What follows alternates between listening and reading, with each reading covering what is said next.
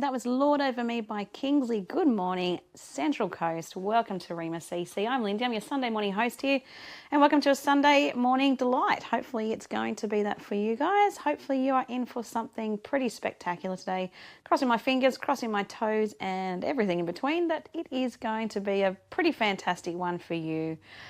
Listen, we've come through Easter, we've come through Anzac Day, and that got me thinking. It's been a bit of a weird week, actually. I don't know about you guys, but that not knowing what day we're up to has been a bit of a scenario in my sort of week this week. Not knowing exactly when things are due and when things are need to be done and all that sort of stuff. It's strange how public holidays can mess with our head, mess with our routine, mess with how we're going to sort of just proceed with things. But I'm sure you've probably felt it as well. Easter Monday obviously kind of threw the week out, and then Anzac Day on Friday. Again, it was just one of those things where it's kind of, what day are we up to? But yes, we are at Sunday, so from here on you've got the start of a week, and we are going to roll into another hopefully beautiful week. I'm crossing my fingers, my toes, and saying a massive prayer for you guys that is in fact what is going to take place for you and for us as well, I guess. It's always good to just stay hopeful and to keep a positive outlook into what is coming, or what is in the moment. Let me just read something to you guys. Psalm 66. Shout for joy to God, all the earth. Sing the glory of his name. Make his praise glorious. Say to God, how awesome are your deeds. So great is your power that your enemies cringe before you.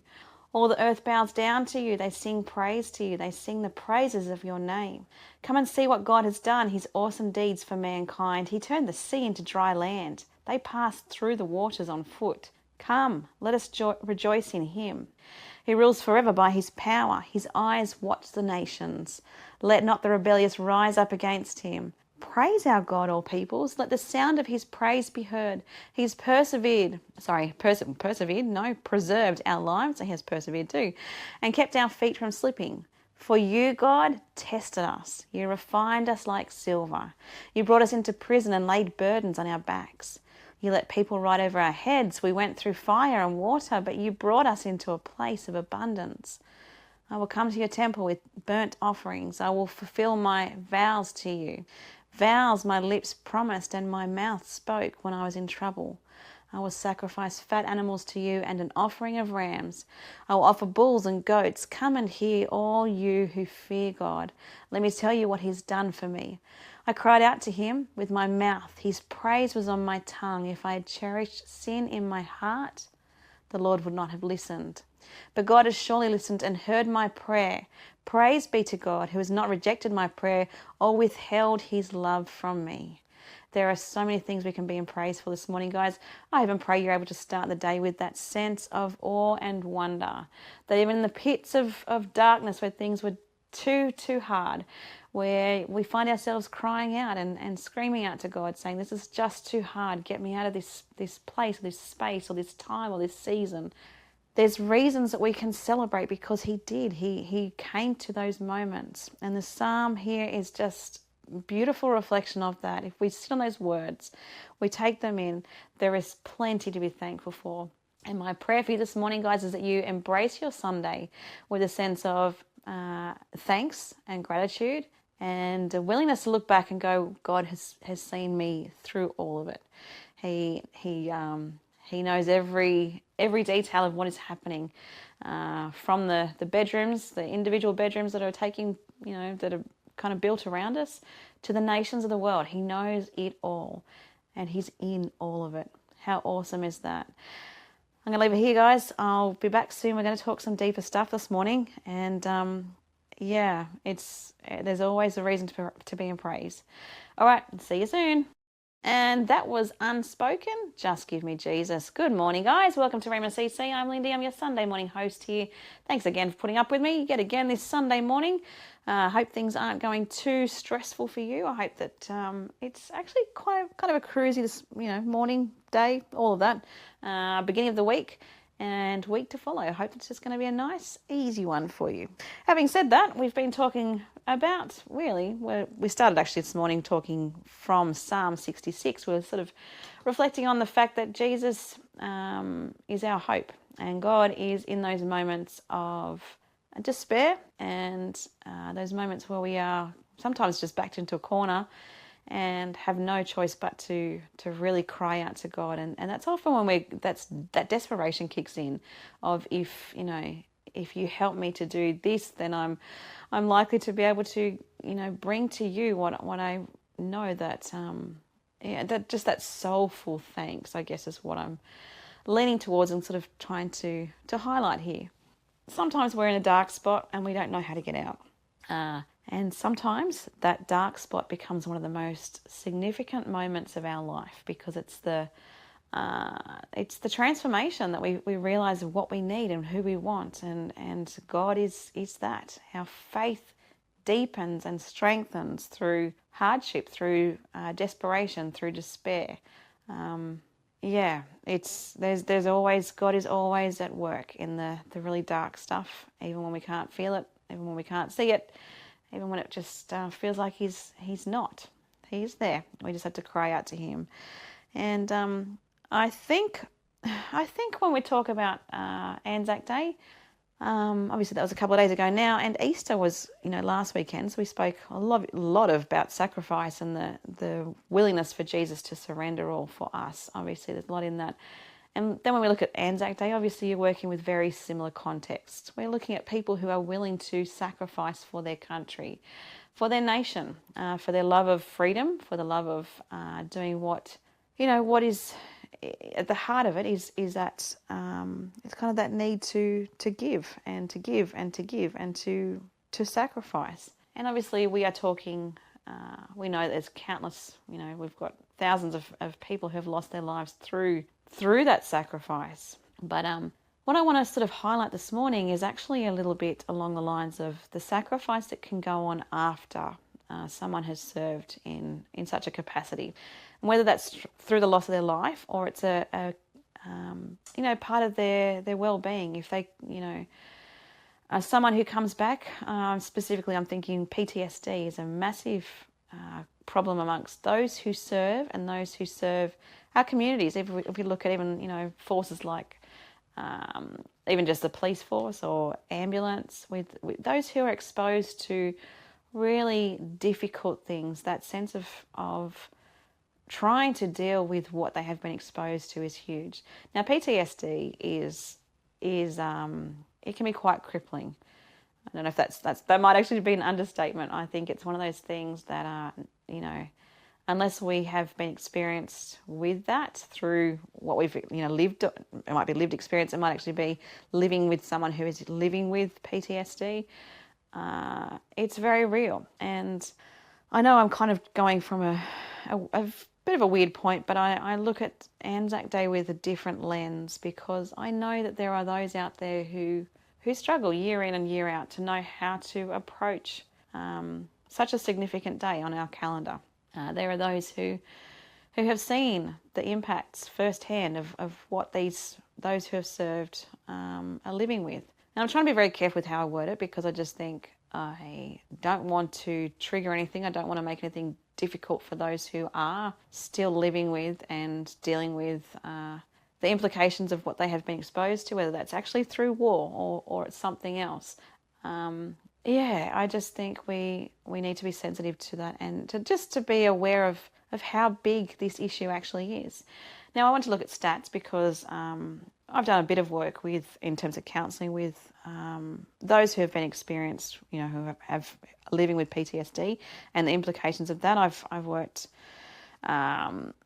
obviously professionally, I've done a little bit of work, but more so it's been just in the capacity of just community and seeing the impact of the implications of serving at such a great capacity. Now, we talk about laying down one's life for friends, for those who we care about, for those that we love. And this is a different kind of laying down. It's a willingness to, they've done their time, or they've been exposed to things that they probably didn't want to be exposed to.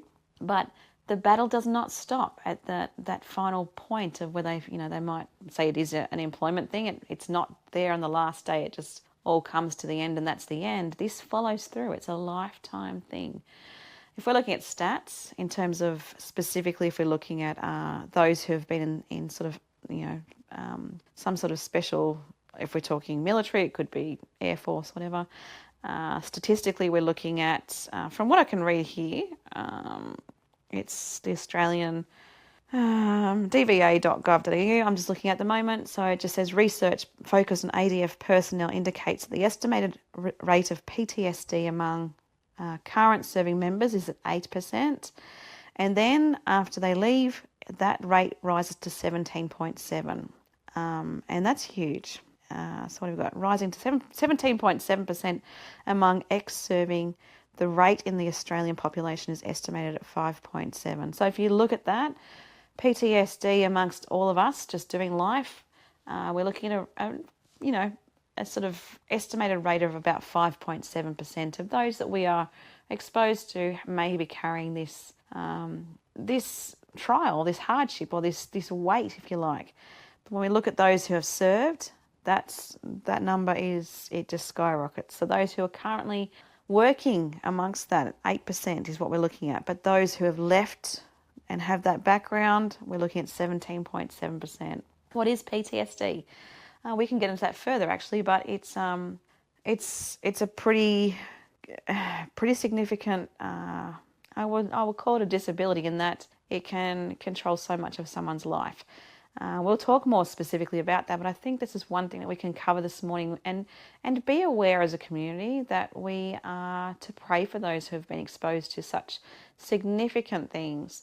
Obviously, there's a sense of thanks, a sense of awe in their willingness to surrender and to give up their life for us if it had come to that. But they're every day, and they're the life after. It's huge. It's a constant battle, and we need to be praying for those who are living amongst it and living with it. And all right, we're going to leave it there. But when we come back, I'll talk about PTSD a bit more.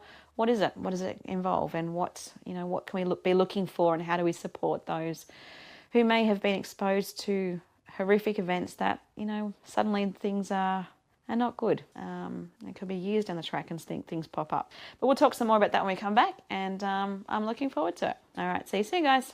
And that was The King is Alive by Jordan Feliz. I am Lindy. I'm your Sunday morning host here at Rhema CC. Welcome to Rhema. Welcome to Sunday. Welcome to a new start. I do mean that, and I hope you are going to be set for one massive, awesome experience today. Actually, let's make a few experiences if we can be really hopeful. God is good, isn't he? He really is. We started this morning, we were talking about Psalm 66. Now, I read it and it is a beautiful psalm.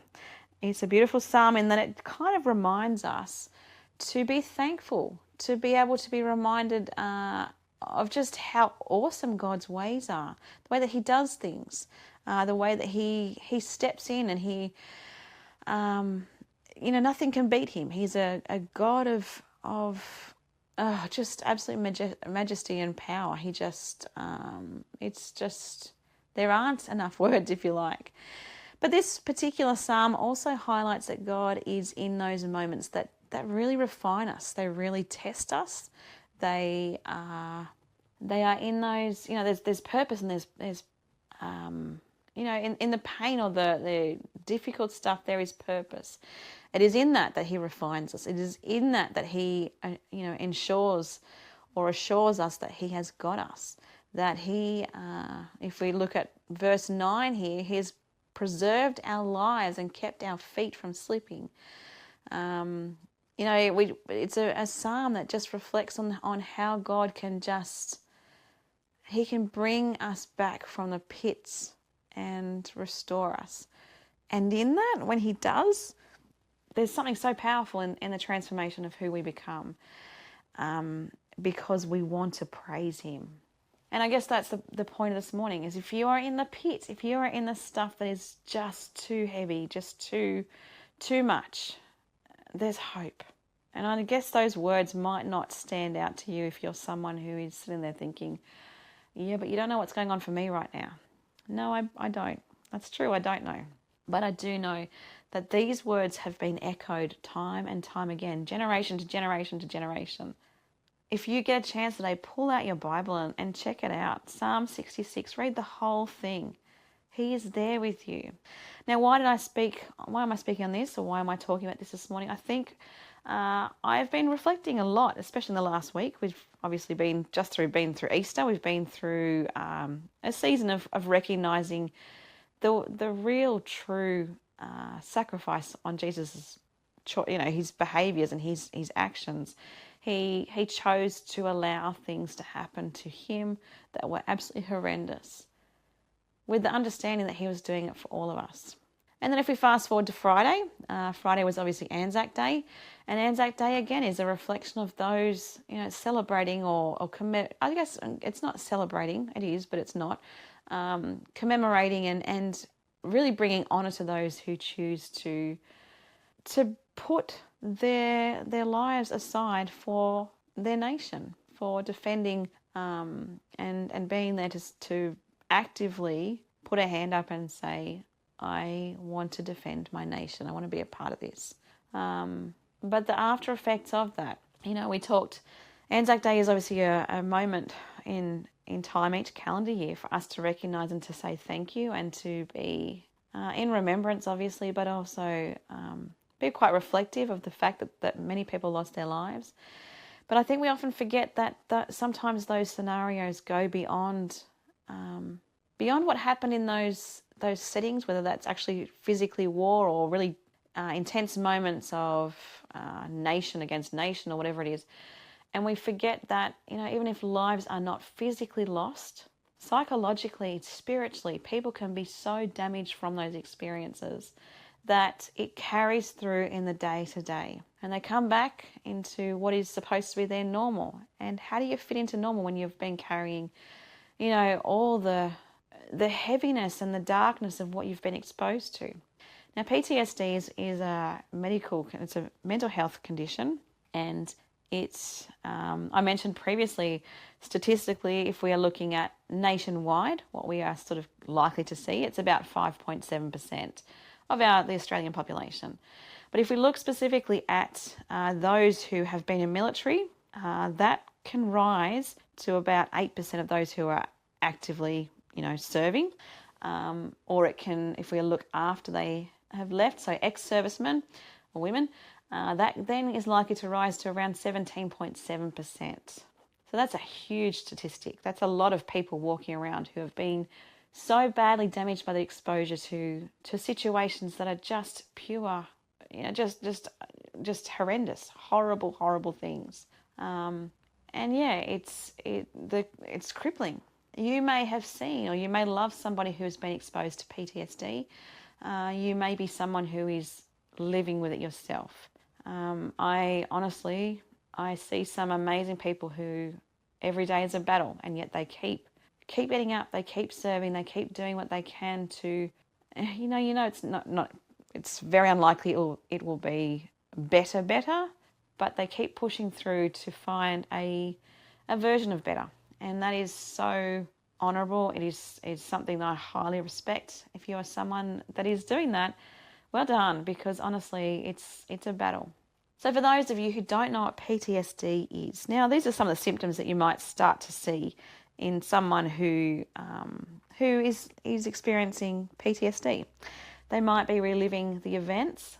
Sometimes that can come in the form of flashbacks. They just go back to moments of and they just see things, or it can be triggered through a scent, it can be triggered through a sound, it can be triggered through something that they visually see. You might actually see somebody starting to avoid those sort of things. So there might be situations where they're just they're trying to stay away from it because they're so terrified of what it ignites in their mind. Might be memories, might be feelings, the events that they are exposed to themselves. Somebody else that might be, something else they might be experiencing could be having negative thoughts and feelings. And that can actually they can sort of pop up in different ways. It can be through anger, it can be fear, there can be a sense of shame or guilt, a sense of responsibility. And it's heavy. It's really, really heavy. And some of that, obviously, the anxiety or the just feeling on edge is another symptom that has been highlighted from what I can see in the research that's put into PTSD. Feeling on edge and sort of, ready to sort of pounce at any point. So just on edge all the time. If you're starting to see those symptoms in somebody who you think, they have been through a significant life event, encourage them to get the help they need, especially if it's somebody who, you love greatly, and there is help out there. Other sort of things that you might experience if you are somebody who is experiencing PTSD, and highlighted here specifically is military related, but I can see how they would cross over to any sort of situation when there's PTSD involved. Problematic anger, so as I mentioned before, that emotional stuff, substance misuse, using things that are going to sort of numb what's experienced for a time or two. Sleep disturbances, depression, guilt and shame, as I mentioned, and also things like even chronic pain and other physical health conditions can pop up as a result of living with PTSD and just battling day in and day out. It's a crippling condition. Our job, guys, is to pray for those that we love who are experiencing that, and pray for freedom. God is the restorer. God is the way that they can have a renewed mind. He is not a spirit of fear. He's a spirit of hope. He's a spirit of peace. He's a spirit of kindness, and he wants to offer that to those who are battling today, I should say. I don't know why I said tonight, but anyway, today. And we need to pray. We need to pray for those that we love. So spend some time throughout your week.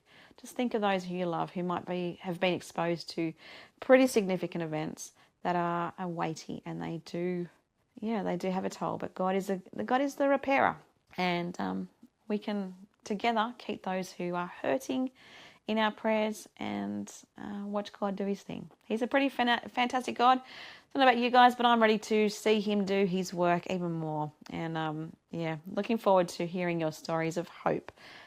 Pour them in. We'd love to hear what's going on for you guys. All right, I'm out of here for a little bit. I'll see you before too long. See you soon. And welcome back, Coasties. Welcome to Rhema CC. That was Let Faith Move You by Johnny Diaz. And you are joining us here on Sunday morning.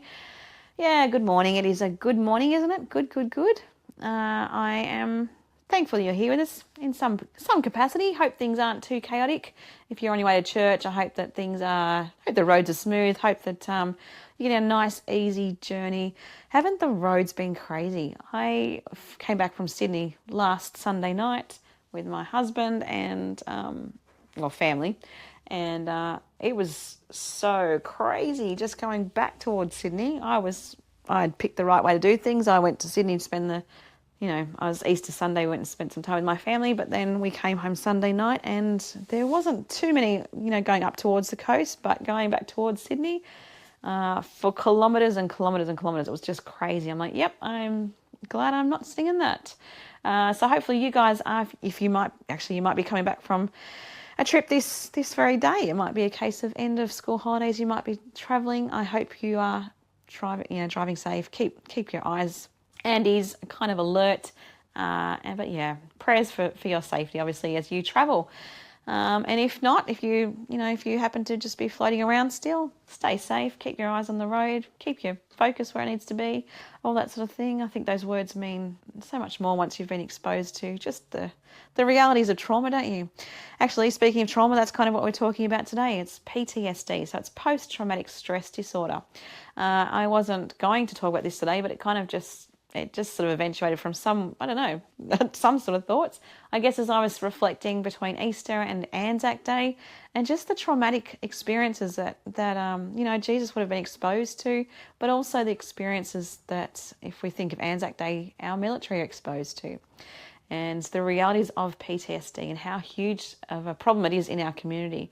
I know in ministry we've come across it a bit, and it's debilitating. It's horrible for those who are experiencing the implications and the symptoms of something that they can't leave behind. They're just the mindset, the stuff that's gone on for their thoughts and their the experiences that have happened, those situations maybe that have been a case of this can't really happen. Wait a minute, it actually has happened.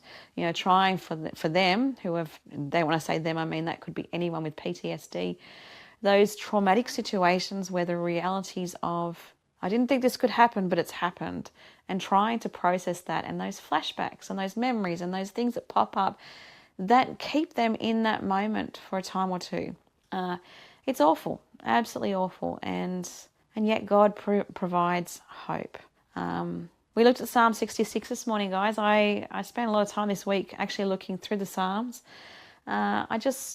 Thankfully, my husband and I got away for a few days. It was beautiful just to have some time, just to be reminded, just to call time out, to read scripture and process and just let it just sink. The words of Psalms especially, there's just something so powerful in them. But I sort of zoomed in this morning on Psalm 66 and talking about, we can be in that pit of despair.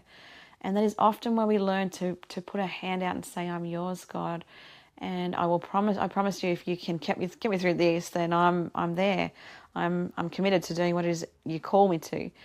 But I guess the whole point of that is to say that, some of us might still be in that pit. We might be in a situation where we are calling out to God. For those of us who have been in dark situations and have seen God work, our responsibility now is to turn around and say, my God is a God of strength. My God is a God of sovereignty, of hope, of healing, of restoration, of newness. My God is who you want. This is a position of authority, and that there's experience, and we can speak life into those who are still in the darkness. If you're someone who is battling with mental health issues, particularly PTSD, I'm thinking this morning, but if you are somebody who's experienced with that or are experiencing symptoms, I want to say that there's so much hope out there, and there are people out there who have lived very similar situations or circumstances to you. And a lot of them do have faith. A lot of them have a very real faith that God is and has been their healer, and he can offer the same healing to you. And you might get down the road, you might get some healing, and then 6 months down the road have a moment where you just relapse and you start to experience things again. He's still in those moments. He's still in the relapse. He's still in those moments of desperation, and those moments where we think we're through it and yet we're not. He is our anchor. He is our hope. He is our future. And I encourage this morning, regardless of whether or not you are somebody who's exposed to PTSD through other people, or you are somebody who is actually experiencing the symptoms of PTSD, if you've lived through some really, really significant things, there is hope, and I want to encourage you, keep clinging to that. God is a God of hope. Anyway, guys, I'll leave it there for now, and I'll see you before too long. That was completely by Ledger. Good morning, guys. Welcome to Rhema CC. I encourage you, give yourself completely to God, because he is a God of transformation. Let me just say that. I'm going to put that out there. It is the truth. He is a God of complete healing. And sometimes we are challenged on that. Sometimes we are left to ask the big questions. Has he really done the work that he said he was going to do? He has. He continues to do the work that he wants to do in your life to this date. And sure, every one of us are a work in progress. Every one of us, we've still got room left to be able to move, and for God to show us just how big he is, how insignificant, if that's not the right word, but you know what I mean, we can be in comparison to how awesome his ways are. You are obviously quite important. You're very important to him, very important to us, and you have value. But if we look at the awesomeness of God and we compare, he's pretty awesome. So I don't think we can really compare when it comes to that. Excuse me. But we are talking PTSD today, and let me say it again. I've got a frog in my throat. I'm not playing. PTSD is what we've been talking about this morning, but that has crossed over to mental health issues in itself. I just wanted to remind you guys, if you are somebody who's battling, particularly with PTSD, and we've spoken specifically about that because obviously we just had Easter, and the thing that Jesus would have been exposed to absolutely horrendous. And the people of that time that they would have been exposed to, I can't imagine the norm just being, having people hung on crosses, being crucified, and just, I know that there's certain parts of the globe that's still a very normal occurrence. You've got all sorts of horrendous things that people normalize and validate as, in their opinion, being okay. Whether that's based on religion, whether it's based on culture, it doesn't really matter. The whole situation is awful. But I think of Jesus in terms of Easter, and I think his family, his friends, the disciples, those who loved him, watching, and just how traumatic that must have been for them. And then we fast forwarded to thinking about Anzac Day and how that's just crossed. We've crossed off that this week. And just the exposure to trauma that so many people have had through, different wars, different tensions, even just if we think PTSD, our everyday stuff, things that can happen that are traumatic events. They are very real, and they stay in the minds and the hearts and the souls of so many people. And, that can be brought on by other people's actions. It can be brought on by, choices that we make. But the reality is it can be weighty, and it can stay with us for a lifetime. But I want to encourage you that there is help available. So please seek it. Find those who have the professional experiences to be able to help you if you're navigating symptoms of that. Now, that could be flashbacks, it could be nightmares, it could be sweating in your sleep constantly, it could be the tossing and turning, it could be anger, it could be a sadness, a deep, deep depression, it could be all sorts of things. PTSD, it pops up in so many different avenues of who we are. But I encourage you, again, if you are battling, please don't battle alone. It's not worth it. And we carry you here. I know I speak from those, from us here at Rhema. We carry you in prayer. We love you, and we know the value that God sees in you. And I just want to encourage you, get the help that you need, and know that you've got a team of people behind you who are cheering you on. There is hope. There is restoration ahead. Some days may still look gloomy, even when you've got the help. They still may look like, oh, here we go again. But God is not, he's not in those moments as in he's not turning his back on you. It's a period of refinement, a period of turning you from darkness into the silver or the gold that he sees in you. And hold on to that. Hold on to that truth that even in those really awful moments, he's there. He loves you. He loves you 110%. And and we want to support you. So yes, reach out if you can. There's certainly some great resources even just in the Central Coast region. Great psychologists, counsellors. And then you've got your bigger organisations that can help with things as well. Guys, we obviously have Church on the Radio coming up. I hope you enjoyed that. I'm going to get out of here for a bit. I hope and pray you have really been able to process a lot this week in terms of, just the value of those who have laid down their lives for us, and that there's a part of you that can be thankful. Just a sense of awe that God obviously he brought Jesus, obviously, to do what he did for us. And we have a lot of great people amongst us who have served our nation, served our community, and they are to be honoured, to be respected. And obviously it's a really, really hard call, and they don't need the judgments or the sense of guilt that any of us can place on them for situations that they may just be battling with day in and day out. We just need to be their best friend. We're there to love them, support them, and cheer them on. And that's my parting words for this morning, guys. I'm out of here. I will see you next week. I think we're going to start a series on marriage, building up our communities through the marriages and families. Obviously, we need to strengthen ourselves, but a big part of that is in our marriages. A big part of that is in our children and our children's children. So we'll leave that there for a bit, guys. I'm going to be out of here, actually, so I'm done for the day. But have a beautiful Sunday, and I will see you next week. All right, see ya.